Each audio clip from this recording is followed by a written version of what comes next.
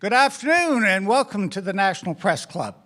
My name is Gil Klein. I am chairman of the club's History and Heritage Committee and the club's historian. And I would like to welcome you here for this incredibly great event that we have today. They're here from Gilbert, Grosvenor, who is going to be interviewed by his brother, Edward? Kid brother, yes. Now, while most of you with National Geographic are here because of all he's done at National with the magazine, the club is interested in these Grosvenors for another reason. You can imagine my surprise when I looked into the club's 1914 yearbook and found the name of Gilbert H. Grosvenor among the club members.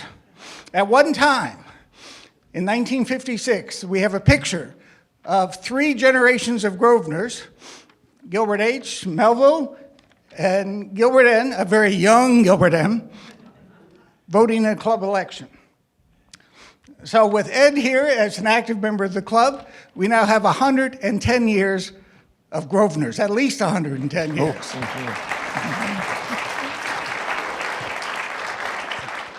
Now, as I was growing up, there was a closet full of National Geographic magazines in the basement going back to the 1940s, and I poured through them all as a young boy. I got my own subscription in '72 and made sure it was available to my children, and now I provide subscriptions of Nat Geo Kids to my grandchildren. So generations of Kleins have been raised by your work. Thank you very much. It is also a treat, it was a treat for me to sit next to Gilbert when he spoke here in 1987 at a club luncheon right at this very spot, and we talked about the pros and cons of our mutual name, Gilbert. So when I got a request from Ed Grosvenor to be on the History and Heritage Committee, I was thrilled. He has been a driving force of good ideas for the programs like this one. I have closely followed his work as editor of the American Heritage magazine to maintain a publication with such deep roots in explaining our history to a general audience. And I'm pleased to be working with him on his new endeavor of creating the National Historical Society with its goal of providing educational materials drawn from the magazine for history teachers across the country. Now, to have Ed interviewing Gil is a rare opportunity indeed. They should know where the bodies are buried. After all, National Geographic has dug up a lot of them. So Ed, it's over to you.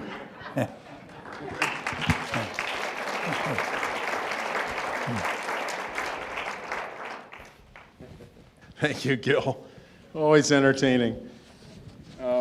Everybody turn off. I remember to turn off my cell phone, so if you guys haven't remembered to do that, please do it.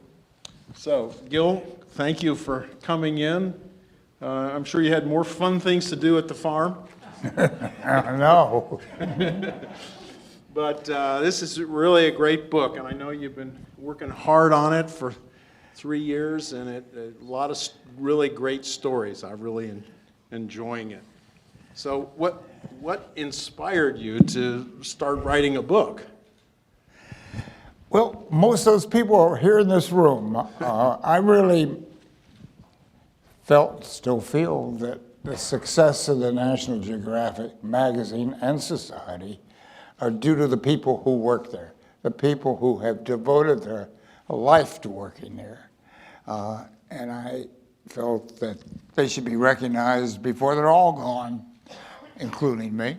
And that's really what motivated me. That this institution was successful because of the people who were there, the Geographic family. And frequently, it's a Washington organization, which also I think is interesting in journalism. But it's the people who came in off the street. They would come off the street from all walks of life to work us. But once they crossed that door into the society, they became a member of the family. And we all worked together. And we were unique in that way. That is whether you're working in a carpentry shop or whether you're working as editor. Everybody is a part of that family. And we took that very seriously. And I really wanted to get it down on paper while I still could, or hoped I could, before it was too late. And it was really getting to be too late. This was a project of, for you World War II veterans, it was really a bridge too far. I had just lost my sight, and I was in my mid-80s when I started it. It was really, I think, quite arrogant of me to even think I could do it. And it took a long time. It took 6 years to do it. But I enjoyed it because it brought back my life memories all the way back to when I was 3 years old. And that was fun for me, to relive my life. And since I was in darkness, I had no distractions at all. And I could sit there and think all day about what happened to me when I was 3 years old. And it happened on a sailboat up in Nova Scotia. The wind came whistling off a mountain called Smoky Mountain and knocked the LC over. Everybody got wet. I got seasick. Dad was at the wheel, happy as a clam. And he just reached down, filled a bucket of water, and threw it on me. And I threw up. I was getting seasick. My mother was there and noticed floating around in the seasick all her cookies that I had stolen. That's my earliest memory of life.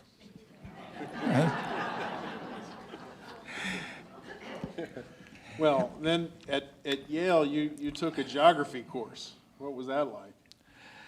Well, that's probably the biggest disappointment I had at Yale. It was a terrible course. And I suppose I shouldn't have been surprised because both Yale and Harvard had recently, in their wise decision, given up geography as a department. Huge mistake. And so you really didn't have any great geographers there.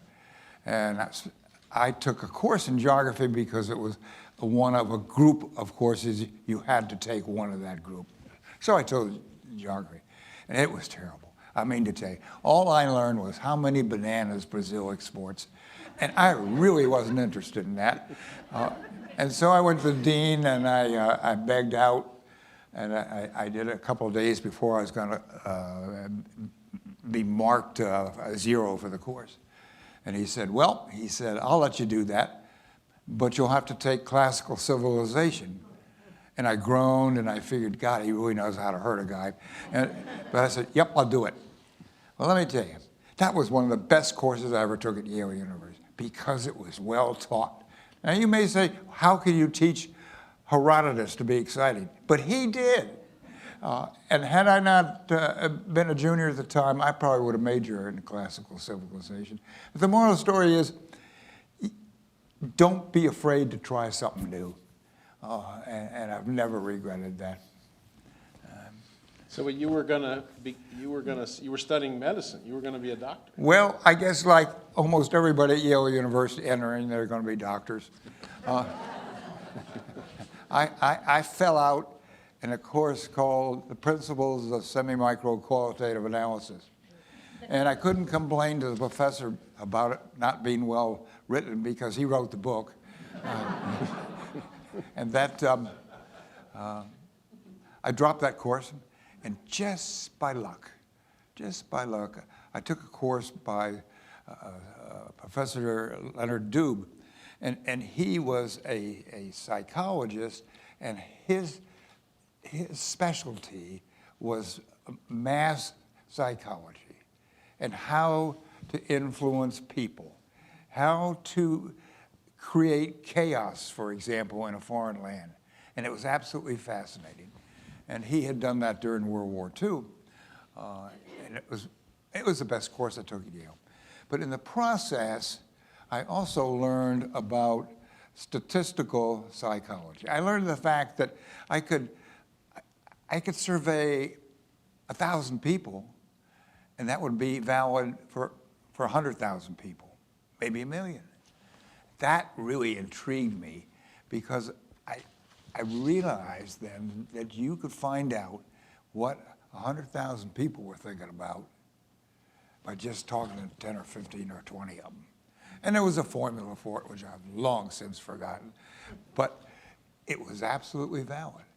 And I thought, that's going to be interesting. And I was still in college long enough so I didn't have to worry about what I was going to do afterwards. But I stowed that in the back of my mind for future use. And later, you used it at Geographic a lot, A testing. lot. I introduced all statistical studies at the Geographic.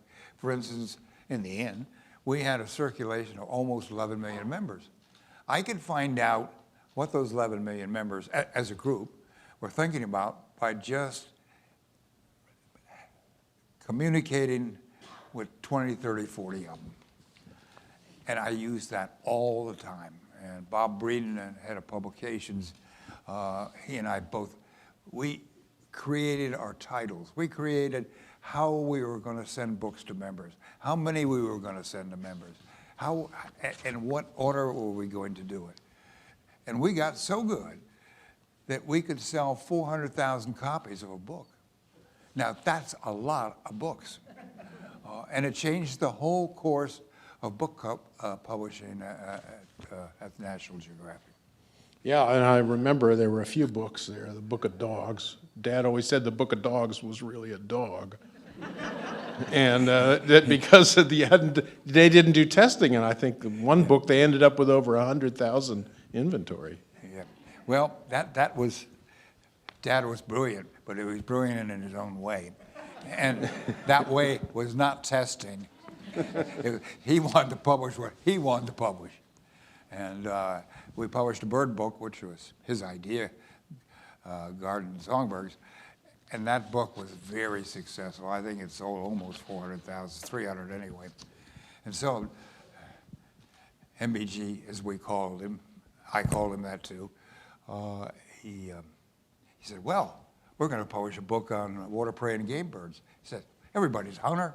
I thought, ooh, I'm not so sure of that. But I said, well, maybe we ought to test that. No, I'm not going to test it. Look at what Garden Songbirds did. So we didn't test it. Until the day I retired, we had 300,000 of them in the warehouse. And that was the last time we didn't test a title. So when you were in college, your life really took a turn when you volunteered after the terrible floods in 1953 in the Netherlands.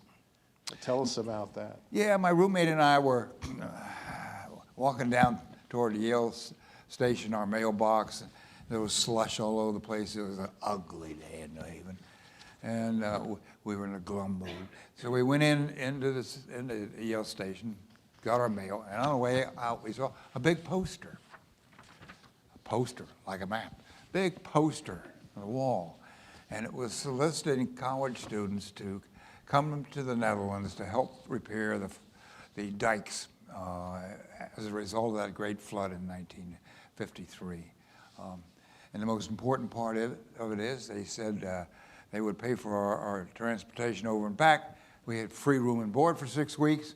Charlie looked at me, I looked at him, and we both said the same, let's go. And so we did. See, we signed up, we were accepted, and I was talking to a guy named Bud Wishart here at the Geographic, who had been here 50 years, and he was head of the photo lab. And he said, he was a gruff guy on the surface, soft as putty on the inside. And he said, get your ass down here and get a camera. I said, for what? I'm not a journalist, I'm not a photographer. Well, take a camera with you. We'll give you some quick lessons, and you can take it to the Netherlands and maybe do a story. Well, I said to myself, why not? So Charlie and I went down to Washington, got all the equipment, got some lessons from Bud, and he kept telling us what to do, get close, fill the frame, pick out your pictures carefully, all that kind of stuff. So then we were off to Holland, and each weekend we would leave our dormitory, which was a discarded old German bunker, and we had a guide, a young Hungarian guy, and I said, well, we got to find a hotel or an inn to stay at. Oh, no, he says, we'll just knock on the door. Oh, I thought that's interesting. So we drove out into the country, parked the car by a farm, knocked on the door, asked the guy if we could spend the night in his barn, the farmer. He said, sure. And we did that. We did that all summer. We never went into a hotel in the Netherlands. And the farmers were really, remember now, this is, what, 10 so years after World War II. They were very friendly to Americans. Most of them would offer us breakfast the next morning, and then we would set out and explore the Netherlands, a very small country, return Sunday night, and repeat that for 6 weeks. And I took a lot of pictures. In the beginning, they weren't very good. I can remember Bud Wishart sent me back a picture I took of a Dutch horse in a field. And he said, you're way too far away. Get closer, get closer. Well, that made me mad. So I got out my long lens and took a picture just of the rear end of a horse. And sent it back with my caption, is that close enough, Bud? But it was a fun summer. But when you got back, you published an article and what was the reaction? Yeah, interesting. I was astonished at the damage in the Netherlands. For example, the flooded dikes were greater than the dikes were flooded in the war to keep the Nazis out. That was profound. A huge proportion of the country was flooded. And the only way you really, after the water is drained, the only way you can really get them productive again is to plant sugar beet, because sugar beet absorbs the salt. And in 2 years, if you do that, then you can go back into hay or whatever it was you were cultivating. But it was a tough time for the Dutch. And I enjoyed that story because nobody in the United States really knew how serious that flood was for the Netherlands. Not even our Congress, not even the money people who hand out loans to countries like the Netherlands. This article was the only one in the United States that really told that story, and it was in the Geographic. And it was classic of what we do. And an alarm bell went off in my head. I said, you know, I can do that. And that's an interesting way to spend my life. And so I agreed to go to work after graduation. And haven't regretted it, mostly, at all. But you've had some frightening experiences, like a lot of people in the field. What was your most frightening? My most frightening, well, I had two small engines conk out on me, one in Bali, and the other, of all places, in Bermuda. I was covering the tall ships in the 70s, and they were racing from Bermuda to the United States. And I thought it'd be really neat to have an aerial photograph of all these big tall ships coming together at the starting line. So we hired a small plane from the East Coast, and the photographer and I, Joe Shishau, we went up to photograph the start. And just before the start, I looked down, and here were two of these tall ships, huge ships, difficult to maneuver, coming together. They were obviously going to collide. There was obviously going to be a crash. So I told the pilot, we were about 300 or 400 feet, I said, circle those to us while we make pictures, and I'm sure they're going to collide. Well, we did that, but about halfway through this procedure, suddenly the engine conked out. And here we are, 300 feet, 400 feet above the surface of the sea, and he broadcast a mayday, mayday, mayday, which made me to believe he was pretty serious about it. Well, the engine conked out. Yeah. So what had happened was, by centrifugal force, when you're going around in a circle, all the gasoline or fuel had wedged itself against the edges of the tank. starving the engine for fuel. And as it turns out, as soon as he straightened out, the engine coughed to life again. But in that process, he said to me and Joe Shishel, he said, okay, the life belts are under the seat. Put your life belts on right now because we have to prepare to ditch. So I'm getting the life belt out from underneath my seat, put it on, had it on, turned around, and there was my photographer, Joe Shishel, calmly taping his film to his life belt, which was not on him. I mean to tell you, he could have cared less about that except for his film. That was the day I learned the difference between a photographer and an editor.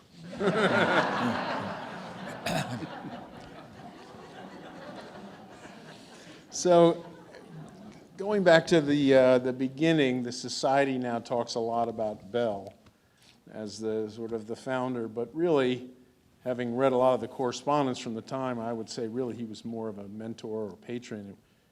Can you talk a little bit about GHG's start when there was only 900 members? And yeah, GHG got his start because of Bell. Bell was getting tired of doing some work for the Geographic. He was a big wheel in it at the start, but Bell really wanted to be in his laboratory. He really wanted to tinker. That was his main thing. And so he did two things. One, he hired this young graduate from Amherst College, Gilbert Grosvenor, and he married Elsie Bell, his daughter, to Gilbert. He solved two problems with one. And from that moment on, he really spent his whole life building the Geographic. And he was a born genius at it. He was good at what I would call scheming, that is, finding ways to get members. He even absconded with Bell's telephone directory to get names to solicit people. He would solicit people on the sidewalks of Washington, D.C., his friends. Which was strictly against the rules, he took the Chevy Chase Club membership and sent every one of them a letter to join. And he got into pictures. One day he was at his desk, and a whole bunch of pictures arrived from somewhere, I forget where they are now. And he looked up, he had nothing to publish. So he said, I'm going to publish some pictures. He published those pictures, and all his friends on the street stopped him and said, damn, that was an interesting article. That's the best issue I've ever seen. And from that day forward, we became a picture magazine, which was our trademark. And that was totally his doing. And GHG was he was kind of a Victorian guy, but he was intellectual, he was brilliant, he was creative, and he was the master builder of the Geographic for the next 50 years. But after 50 years, by the 1950s, Geographic was in a little bit of a doldrum. And well, our father took over in 57, and how did he change it? What did he do? Yeah, I agree with you. We think it was in the doldrums, but the fact is the membership never stopped growing during that period. And part of the problem was that GHG had been infatuated with Russia. And he did a whole issue on Russia in 1912, I think it was, and he loved it. But he hated it when the communists took over. And he refused to publish any story on or the Soviet Union after that. And from an editorial point of view, we needed some fresh breath. We needed fresh air. We needed a new approach. And MBG came in and just shook the place like a terrier dog. He went out, he hired whole new staffs. He brought in professional photographers right out of the School of Journalism at the University of Missouri. There were a couple of magazines folding to Washington. He took their best writers they became the core of the modern Geographic. And MBG had incredible enthusiasm. He just could reach people.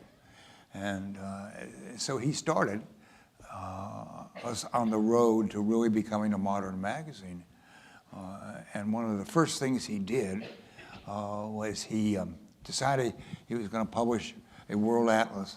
Well, Grandpa, GHG, he thought that was too far, too fast, too expensive, and he was opposed to it. But he didn't want to say anything to GHG, so he took it out on me. And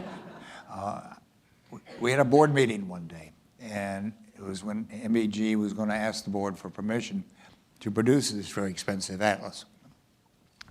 And I'm sitting there, and GHG was getting old, and I was his caretaker. And he suddenly got up and left the room, left the boardroom. I thought, oh my gosh, maybe he's sick. So I followed him out, and I said, Grandpa, I said, are you ill? Shall I get you home? No, he says. I said, well, what's wrong? He said, I don't think we ought to be publishing an atlas.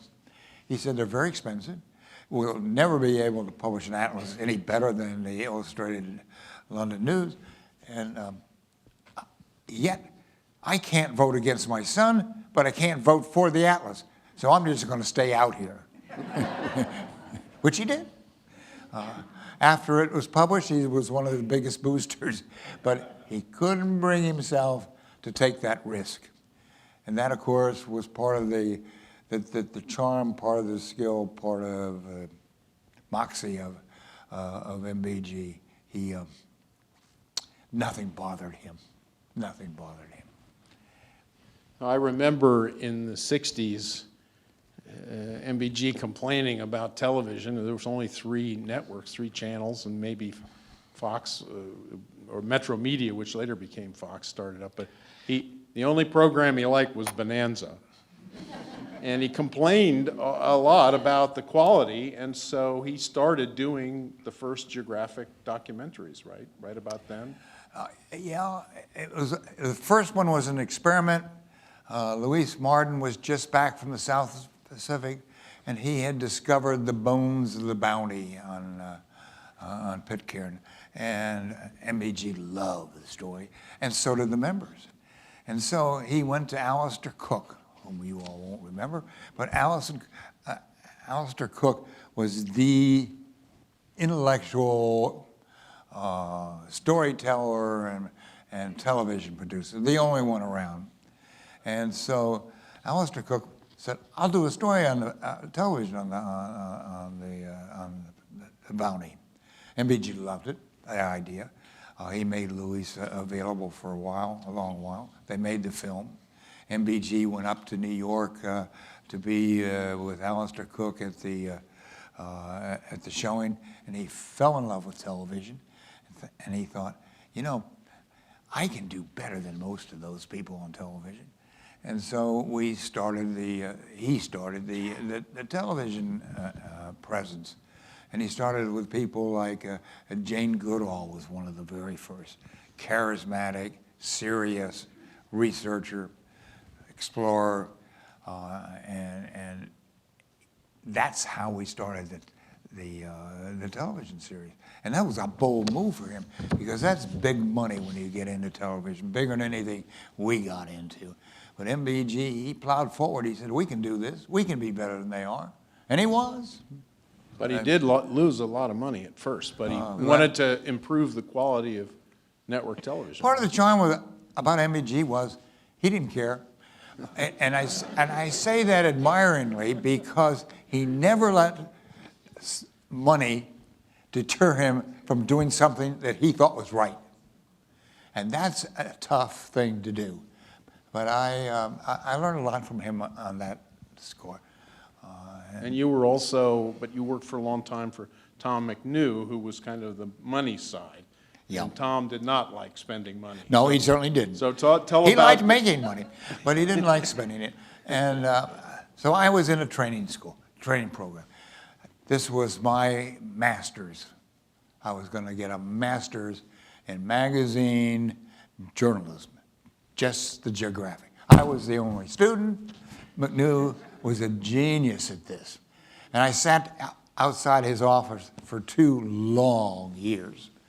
But the days that were interesting were fascinating. Well, he confided me one day that we were having a bad year, and we were going to probably lose money. And we never lost money. And he thought, you know, we could even lose $1 million. And so I'm going up to talk to MBG tomorrow, and I want you to come along. And we did, and I sat there quietly going back and forth.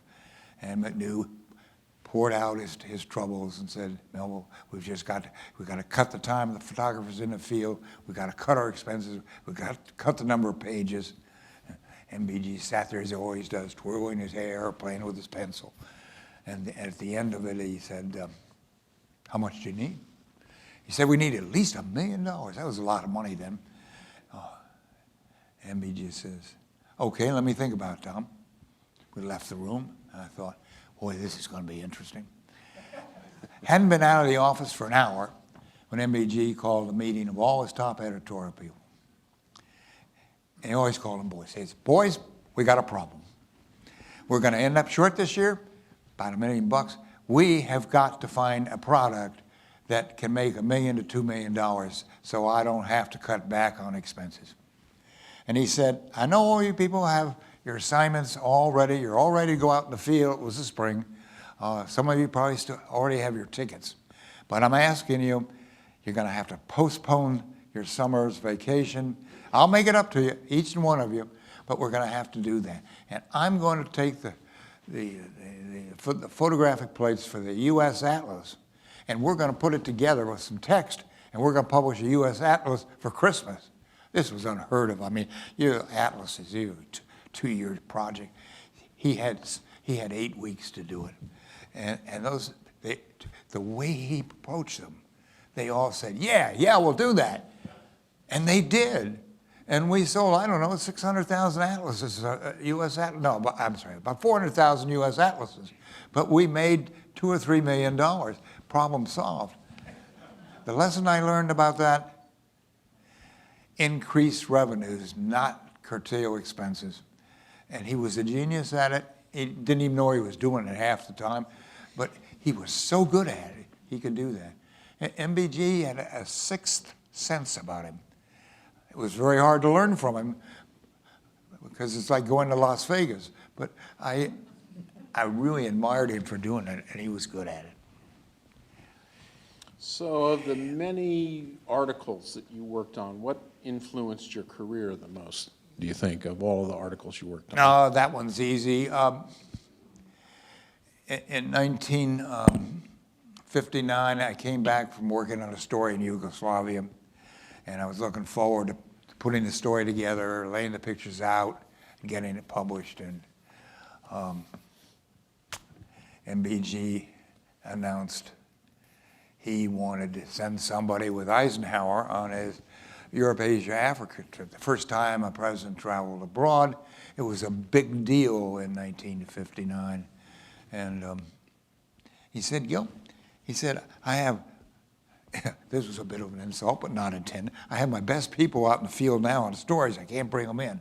You can take pictures and you can write. I'm only allowed to send one person on that flight, but I'm going to send you. And I'm thinking, no. I just didn't want to do that. I wanted to finish my story because I knew that the kiss of death of the Geographic is if a story goes a year without being published, it probably will never be published. And I started sulking a bit. And Frank Shore, one of our senior writers, was in the room, and he spoke up and he said, Gil, don't miss the opportunity of a lifetime. So I said, okay, I'll go. And I had about, I don't know, a week, maybe 10 days to prepare. We were out in the field for 23 days. I think we saw something in 11 or 12 different countries. And it was the first time I'd ever been in a jet airplane. And I took off and went straight up. And I thought, my God, it's going to come straight down. And of course, I don't know how many of you remember your first jet flight, but it was quite different from a prop plane. But I really enjoyed that trip. And what MBG had told me, the last thing he told me, sent me a long memo. He said, don't fall for shaking hands with all the heads of state. He says, get out and photograph and write about the people of those countries. That's what's important for us.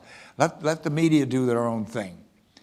Stay away from the handshakes. So I did that, and I went through all these countries, and it was a wonderful experience. I was young, so I knew a lot about what the Geographic wanted, so that helped a lot. I got all the way to India, and I didn't think I had a lead picture. I had a lot of little pictures, but nothing that really stood out to start the story with. And so on this particular day, it was one of the last countries we visited, the last Asian country, and I knew the European countries in December were going to be boring. So I decided that I would try to look for this picture in a crowd of 1 million people where Ike was delivering a lecture. And all of us were herded into a little area roped off, but we could see all those 1 million people out front. So I started looking for a person that I thought could be a lead. And I even put my long lens on so I could scan the whole thing. There I found one, an old lady waving an American flag and cupping her ear to listen to what Eisenhower had to promise for her. And I knew if I could get that picture, I'd have it. So I must have taken a whole roll, 36 pictures of her. And everyone was just wrong. She was perfectly cupping her ear, but the wind was blowing and the flag was across her face, or she was picking her nose, or something. But I couldn't get the picture. And then all of a sudden, all three items came together. The flag waving was perfect. She had her ears cupped. She was looking at me. She didn't see me. And I knew when I took that picture, that was the lead picture. And just to be safe, I took some more. And then all of a sudden, she pointed to me. I mean, she was a long ways away in a crowd. She had discovered me. The game was over. I couldn't photograph her anymore. But as it turned out, I had the picture. And in those days, you never knew until you got home. There was no business of being able to look at what you just shot. I didn't see that picture for almost 30 days. So I'm on pins and needles thinking, do I have a lead picture or not? As it turned out, it was perfect. And that was a wonderful story for me. And there were Life photographer. The Life had 5 photographers, and I think you got the award, didn't you? Yeah, that was funny. And you know, it was something I learned. Life had 5 people assigned to that story. They finagled 2 on the plane, how I don't know. Well, I do know they were big. 2 on the plane and 3 at each stop. And they'd get together when the plane landed, and they'd huddle around and discuss their strategy. By the time they did that, it was dark, so they missed that day. I was the Lone Ranger, and so I could photograph wherever I wanted. And furthermore, what I wanted to photograph was not what they wanted to photograph. So every time they were handing out pole positions for photographers, and you do that at every stop. I would not cover the spot where Ike's shaking hands with somebody. I would cover the one like the state banquet in Delhi. Incredible experience. And they had a chance to come to that and didn't because they didn't think it was important. But it was an incredible state dinner, which unfortunately I had a little accident, but nobody knew about it. I was tired. And I had to sit in a chair all night long, except for the beginning, before the dinner actually started, to take my pictures. And I fell asleep. And I had my long lens on my lap. And I fell asleep, and the lens rolled off of my lap onto the marble floor and rolled across the room. And I could see Jim Haggerty, our boss, who was the press secretary, looking at me. My Fortunately, everybody else was so loud to talk that they never noticed. So I went over and picked up the lens. But that was an amazing experience for me. And it was a wonderful picture. So, but now Life and Look, all out of business, but how did Geographic flourish? I mean, compared, That was a lesson I learned, actually. They got greedy. They realized that more circulation, more advertising, but you have to pay to get that circulation. It's very expensive, and you have to keep it. Anybody can get a unit of circulation, just pay money, but you had to keep it. Otherwise, you were throwing money down the chute. Well, those magazines, Look, Life, Saturday Evening Post, Collier's, they spent so much money trying to increase circulation beyond their natural barrier that they all eventually went out of business. And that was a big lesson I learned, because I was determined not to do that. And I was getting in a position where I could control that. And so my executive vice president and I, we had lunch one day together to discuss circulation. And we both agreed we would not chase circulation. We would not pay more money than we could get from that circulation the first year. And we did, and that worked for several years. And we could build our circulation. It strengthened the institution, it didn't weaken it. And then it got a little bit harder because our circulation got much higher. And we had to change that philosophy. We had to say, okay, we'll give it 2 years to get our money back. And we did that, and we could get our money back. But it worked, and we had another secret weapon. We published a half-page picture in the magazine called Nomination Page. And that means a reader could look at the magazine, decide whether they like it or not, rip that half page out, put their name on it, send it in, and they would become a member. And we would sometimes get 20,000 members a month from that. That's a lot of members. That's about 250,000 a year. And they were basically free. We didn't have to buy lists. We didn't have to buy anything. We just tore the magazine apart. And that carried us for, I don't know, 5, 6, 7, 8 years before that even became tough. so a lot of people don't realize that actually Geographic was the first magazine used as a benefit to promote national membership or membership in a national organization. And I think that the idea of being a member of the society really had a lot to do with the renewal. Oh, it had everything to do with it.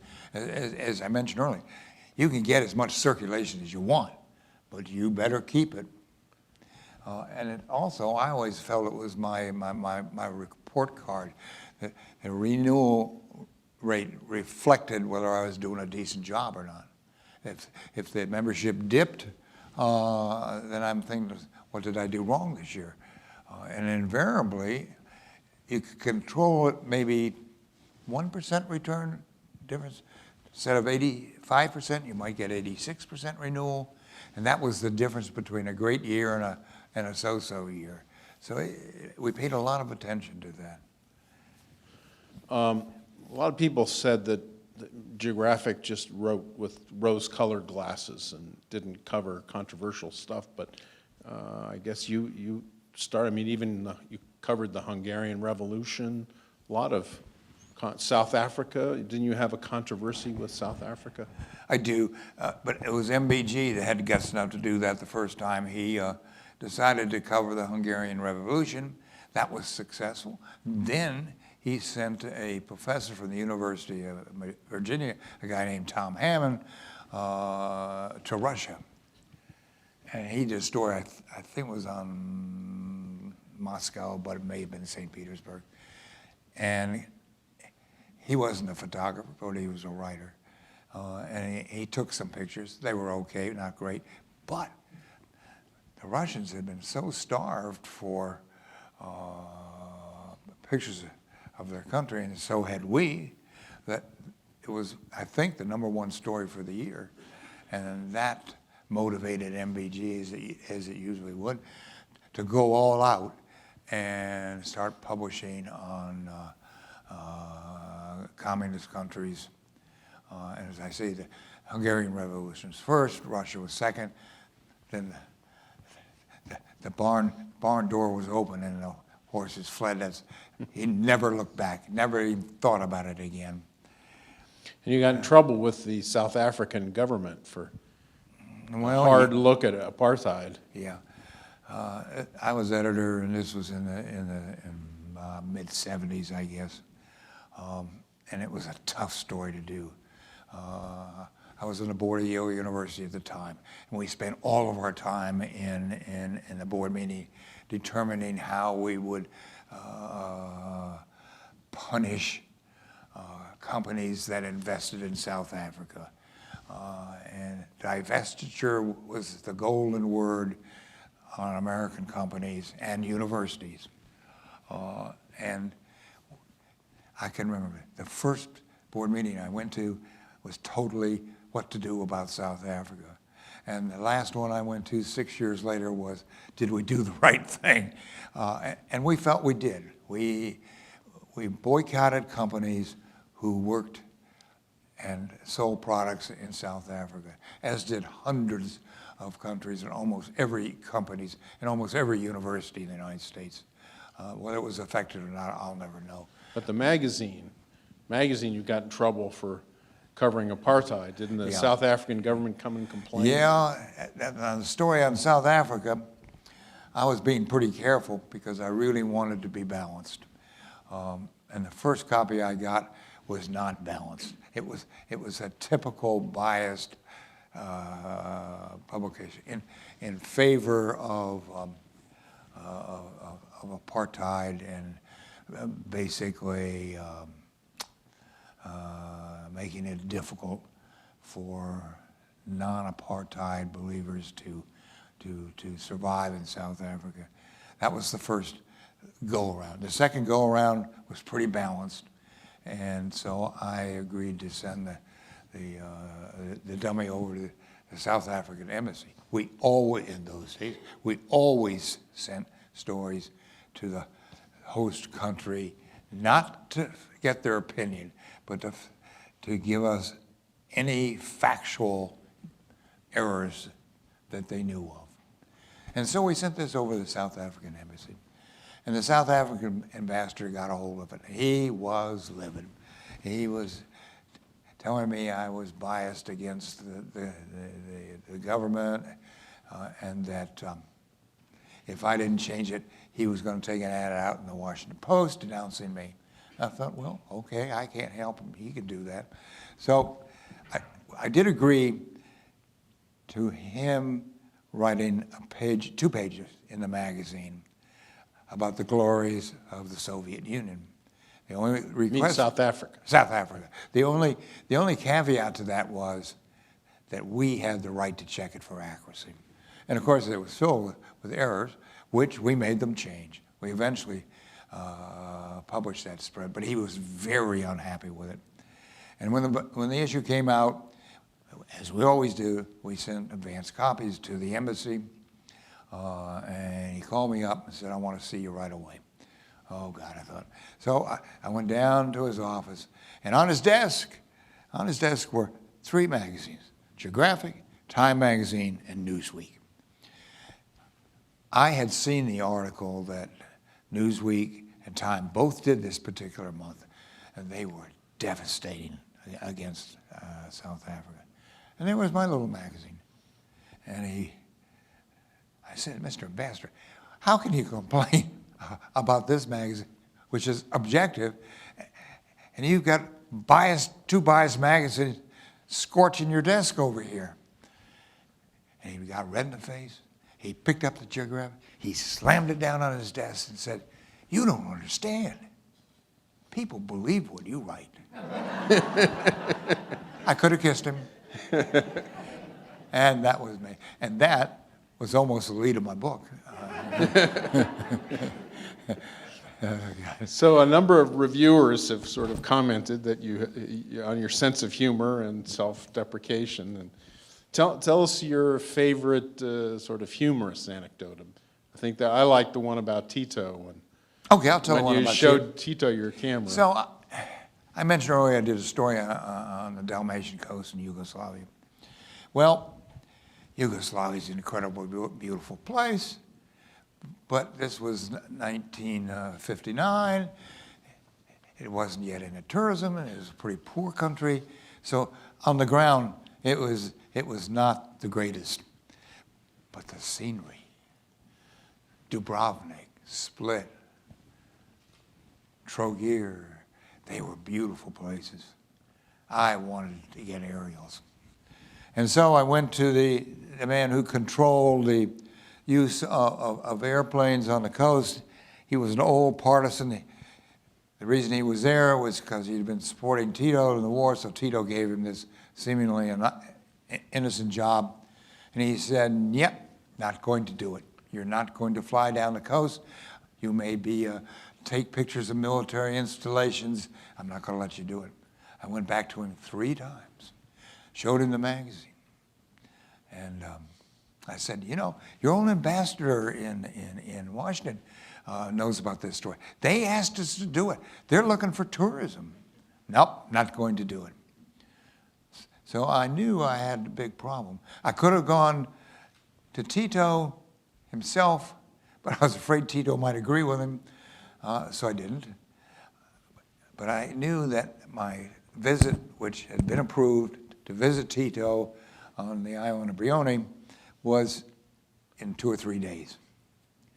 So I thought, how am I going to get Tito to approve my taking aerials without asking him? And so I was in my bed at night. It was hot, no air conditioning. The fan was going around. It was 1 o'clock in the morning, and I couldn't sleep. And I looked out over the other side of the room, and I saw my big Polaroid box that I kept my Polaroid camera in. Polaroids were unknown in Yugoslavia in those days. And so I thought, okay. So the next day, I get up, and I say to my guide, my friend Mate Mestrovic, I said, Mate, I want you to take a picture of Tito and me side by side, very close together. I'll maneuver us, but I want him to be able to see my clothes. I want him to be able to see Tito clearly, and don't mess it up. It's going to be important. So we got there, and I had a little misfortune in the beginning because I'm young, I'm nervous. I knew Tito was a photographer. I knew that he had been to Malaysia and just done a photo study in Malaysia. So I thought, well, I'll show him my cameras, particularly my long lens. And I had a special tripod that you could put on your shoulder, like a gun stock, and you could put the lens on it, and you could hold it steady.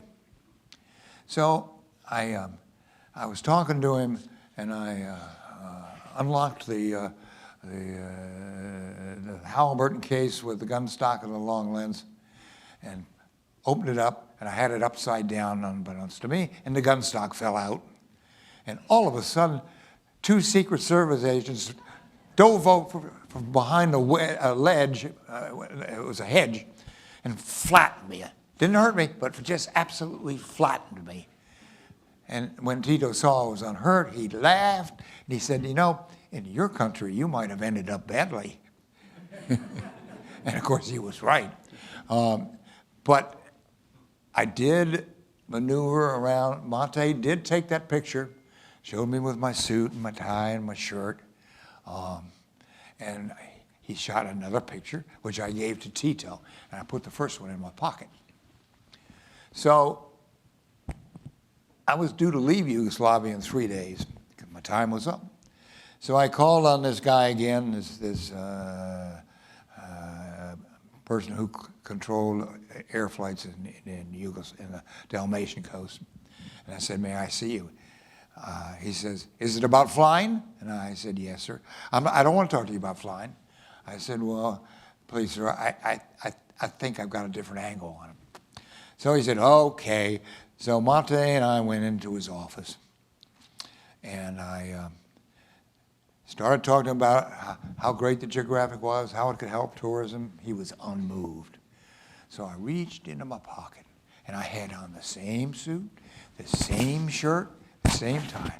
I pulled a Polaroid, and I had practiced this, and I spun it around to his desk, and it came right to right where he was sitting. And he picked it up, he looked at it, he looked at Tito, he looked at me, he looked up at my suit, he looked up at my shirt, my tie. And then I said, sir, I'm going to leave Yugoslavia in 2 days. This story will never make it without the aerials, and I am writing Marshal Tito and telling him why. And he said, you're bluffing. You don't know Marshal Tito. I said, sure I do. I know your ambassador, Nicky. They're only a block from us in Washington. You know Nicky? I said, yes, sir. He said, would you leave the office for a minute, please? He called me back in about 3 minutes, and he said, be at the local aviation flight club at 2 o'clock tomorrow. We got 5 pages of pictures on that one flight. I've never done that before or since. But I was still obviously young, but I learned a lot from that lesson. Persuasion is a very powerful thing. Yeah. Well, we're running a little low on time. Uh-oh. I think some people may want to ask questions, so I just have a couple more. One of my favorite anecdotes in here was about you swimming under the North Pole. Tell us about that, other than I bet it was cold, but I mean, what did you learn there? Well, it's interesting. It wasn't cold because I had a dry suit, and the dry suit was autographed. Prince Charles. Oh. It had been his dry suit when he was in the Arctic. He was at Resolute, which is far from the pole, but they had asked him to autograph it when he left, and he did, and I had that. But I got this phone call from Al Giddings, who was a professional filmmaker, and he made sports program television for the networks. And he said, and I knew him, he said, I'm going to the North Pole. I want you to come along with me. Al Giddings, your friend, and I are going to dive under the ice. And he said, no journalist has ever done that. In fact, probably less than half a dozen people have been under the ice, and most of them have been Al Giddings. Would you come? I said, oh, that sounds wonderful. I said, when are you going? And he said, well, in about 3 weeks. Oh, I said, and how long are you staying? 4 days.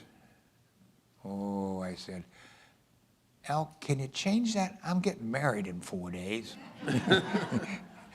And I don't think my wife-to-be would be happy if I wasn't there in the church on time. And so I called Wiley, my wife, who's here today, and it was not a pleasant conversation. She says, how can you leave? You're getting married, you may be stuck up there.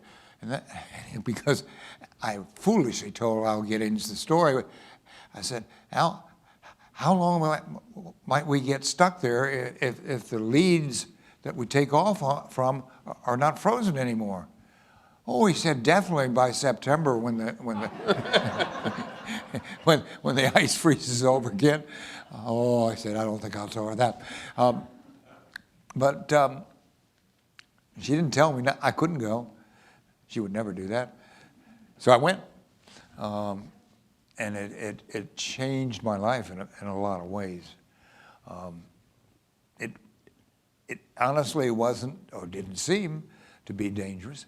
The only problem is that if you have a problem scuba diving, all you have to do is pump air into your regulator, which regulates the pressure, and you float to the top and find out what's wrong. Well, you don't float to the top when there's 3 feet of ice over you, and that was the main concern. And I had a rope tied to me, and that rope went back to where Al and other, what's his name? it doesn't make any difference. Joe, where Joe were, and tied the rope to my waist, and they held the other end. And they said, one jerk, all's okay. Two jerks, haul me in, something's wrong. And then Al gave me a few more little tips. So did Al. And said, now, if you swallow this water, which is 28 degrees right under the surface, you might get paralyzed in the larynx, and then of course you can't breathe. So you got to be careful about that. And I thought, how do I be careful about that? And he had no answer for that, but that was definitely a concern. I said, okay, I'll go. So it was my turn to go, and I dropped down the ice, and you drop down about 30 feet, and it was beautiful. It was powder blue just under the ice, and the blue got a little darker and a little darker, and then down about 30 feet, it's jet black, and then it's 5,000 feet to the bottom, and that's it. But it was gorgeous. And so I got my bearings about me. My bubbles started to stop coming out of my mouth, because when you get nervous underwater, you breathe faster, and the bubbles come out fast. And you got to stop and get your bearings. And I did that. And then I continued, and I looked up, and there was the most beautiful kaleidoscope. It looks just like a shard cathedral. It was unbelievably beautiful. It was, of course, frozen freshwater crystals trapped just beneath the surface. And you push your arm around through them, and the whole thing disappears and then reforms in an entirely different pattern. And I got mesmerized by this. I kept doing this. I kept getting new cathedrals all the time. And then I looked at my watch, and I had used up half of my air. So I stopped that and went further away, and I saw a few shrimp, but mostly it was the ice. Incredible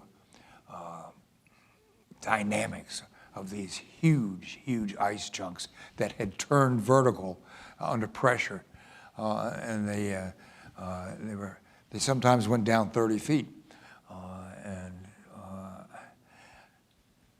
I became mesmerized by them, and all of a sudden my rope got caught. And I thought, oh my God. I had a knife, but I quickly reached in back, traced the rope down, and found it had snagged on a sharp piece of ice, and I freed it. But that was a defining moment.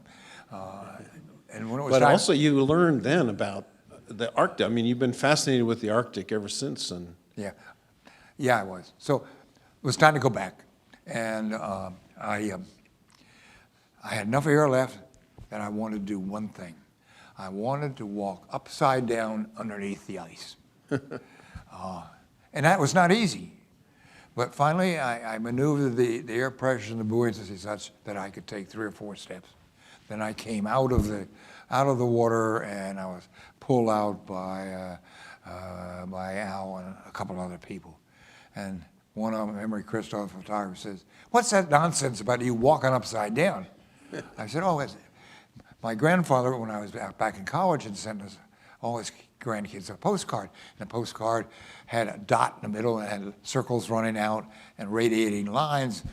He said, I'm at the North Pole.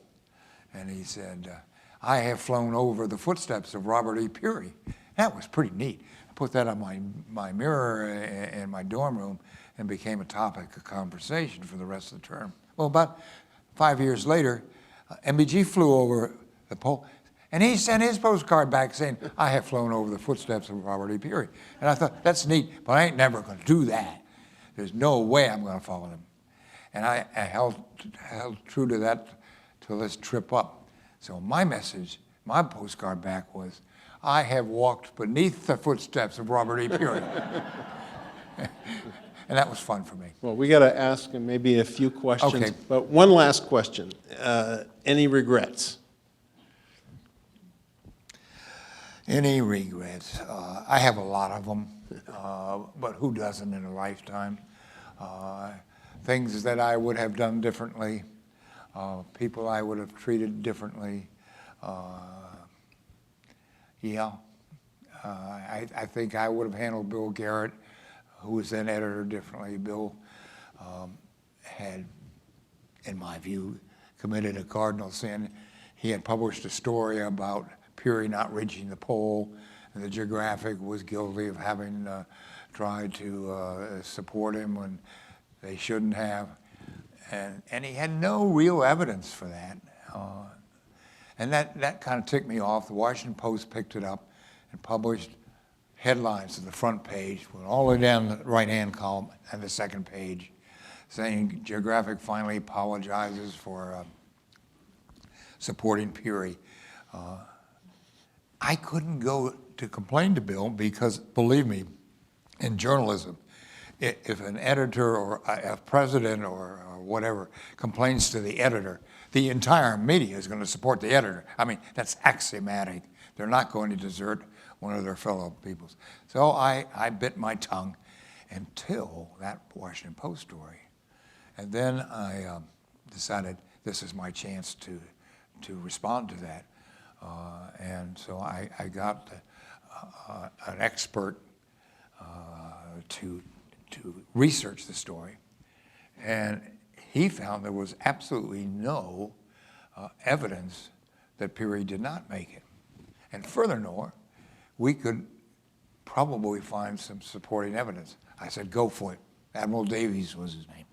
And Admiral Davies came back to me and he said, the chief evidence that this guy had used to support Peary, which he said were the altitude sightings the day he was there, where he worked them out and they were 60 miles off. Well, he says, I've discovered that that slip of paper was really the serial numbers of his compass. I thought, oh, this is going to be fun. And then I thought, no, I'm not going to spring this. I got him cold, absolutely cold, but I'm not going to do it. So I turned to Davies and I said, you know, how long will it take you to research this and see if you can come up with some evidence of Peary's trip? And he agreed to do that. And about a couple of months later, he came back and he said, I think I've got the evidence. And he said, Peary took soundings all the way to the pole. Nobody knew what the depths were at that time, but we do today. I said, let's go. So we went to our government and Pentagon. They said, oh, no, that's classified information. I went to the Brits. They said, sure, we'll tell you. I went back to the Pentagon. I said, you got your choice. You either give me those soundings or I'm going to the Brits. Well, make a long story short, they gave us the soundings, and lo and behold, they corresponded absolutely perfectly with the bottom and the sighting of that particular day that Peary took on the trip. There must have been 8 or 10 of them. So we know where he was every single day until he got to the Lossimonsoff Ridge, which fell down 5,000 feet and he lost his sounding. But they were only 60 miles from the pole. I said, interesting. And then he said, but you know, and this is complicated, so I'm not going to it.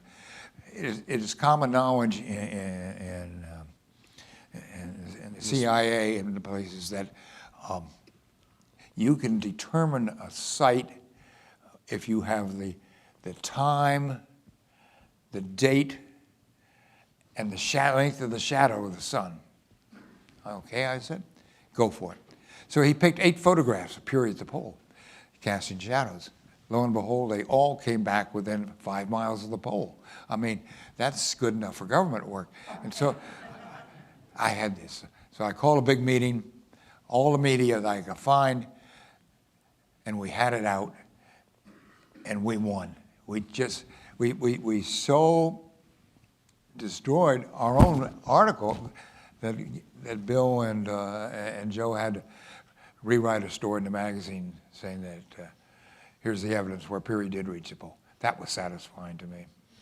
Well, I know Grampy would have appreciated that. He would have, because he took a terrible beating on that. And he was probably right, because he took advantage of all his congressional friends to get Peary declared the discoverer of the North Pole. So, any questions? Ed, first of all, can you open a bottle of water for your brother there? Oh, thank you. I didn't know I needed it. If anybody has a question, can you Yeah. not block the camera, but come on around here, and we'll start with Bob Weiner. I think this is on. Yeah. Thanks, Gil. What an amazing background, what amazing history, Who's that? and a fantastic magazine that I know I have volumes of in my house, and so we are so grateful for your Oh, attendance and what you have done. I can't see him. I'm here, No, what's your name? Bob Weiner, Oh, yeah. Okay. member of the club. Okay. And Gil, what a job you've done as history chair. Thank you. We are the National Press Club, and we love controversies, and you've gotten into some of them. The question is, what do you do when a government or a country is evil, but they have a glorious culture, past, and history and beauty? For example, Burma, Syria, Russia. Iran, Taliban, Afghanistan, North Korea, China, Russia now. What are the kinds of editorial decisions that are made? How are they made? And what do you do as a policy for the magazine? Well, the policy of the magazine, we don't own the magazine anymore. Disney owns it. But the policy of the magazine was that you publish controversial subjects, but you try not to support controversy unless you can verify it. And that's not always easy. And so we don't. But ever since MBG published that story on Moscow, we have learned to be as objective as we can. And the big thing is not to rely on local government facts. And that's not always easy. But we have incredible researchers at the Geographic. Most of them have been there for 30 years. They're part of the Geographic family. They all came mostly right out of college. Most of them been there for 20 years, and you would assign the most senior one you have for a controversial story. But we will not intentionally publish information that we can't verify. We do not cover the left, we do not cover the right. We cover it as we see it from the best possible sources. The one thing we are very careful about is not to choose sources that are going to support our position.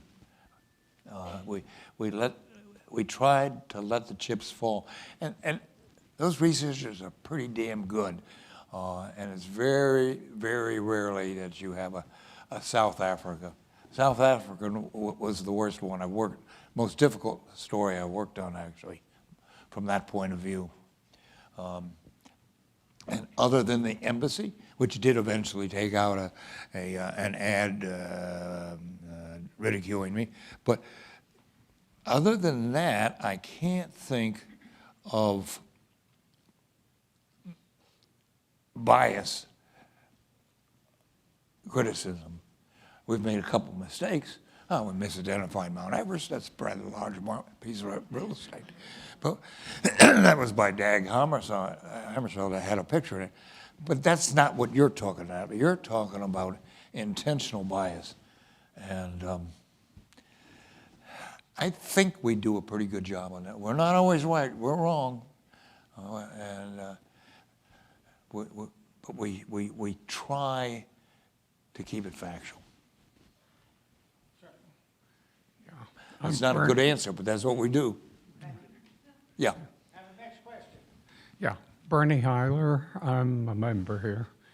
And I travel down to Peru quite a lot. And of course, one of your great projects that National Geographic has supported from pretty much day one was Machu Picchu. But what I found from being down there in Peru, Back in the 60s, there was a kind of an adventurer by the name of Gene Savoy that was questioning the terminology being used on Machu Picchu as the lost city of the Incas.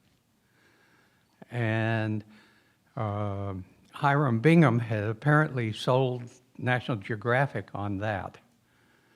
But it's been verified by Vincent Lee and many others that Espiritu Pampa was the lost city of the Incas that Hiram Bingham had actually found and been shown and decided not to do anything with it. But Machu Picchu itself is magnificent, whereas Espiritu Pampa was not that magnificent.